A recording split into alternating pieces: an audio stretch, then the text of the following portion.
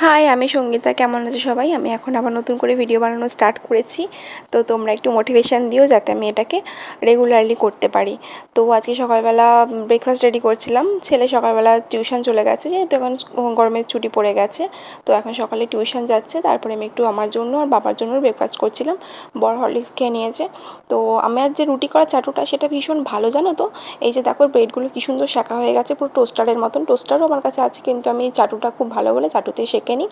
তো বাবা সাধারণত এসব ব্রেকফাস্ট করে না, ও রুটি মুড়ি তরকারি এসবই খায়। তো আজকে গরমে আর কিচ্ছু আমার করতে ইচ্ছে করছিল না সকালবেলা। তো এটাই বাবাকে দিলাম, বাবা খেলো চা দিয়ে। আর বাবাকে এখন টিফিনটা দিয়ে দেবো। আমারটাও টিফিন রেডি করা হয়ে গেছে। তো আমি এখন ঘরটা পরিষ্কার করব। যেহেতু সারা রাত্রি এসি চলে, তো যতক্ষণ ঘরে জানলা দরজাটা বন্ধ করে রাখি ততক্ষণ ঘরটা ঠান্ডা থাকে। তারপরে একটু তো ঘরে জানলা দরজা খুলতে লাগে, তো আমি ওই 10টা সাড়ে 10টার সময় একটু খুলি, আবার দুপুরবেলা 1টার সময় বন্ধ করে দিই, নাহলে প্রচণ্ড ঘরটা গরম হয়ে যায়।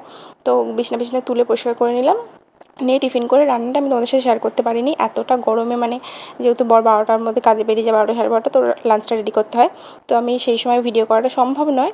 তো আমি আজকে এই দেখো কী কী রান্না করেছিলাম। পটল চিংড়ি এসব সর্ষে দিয়ে করেছিলাম, একটা মাছের ঝাল করেছিলাম ওটা বাবার জন্যে, আর ডাল আলু ভাতে করতে হয়, ছেলে ভালোবাসে।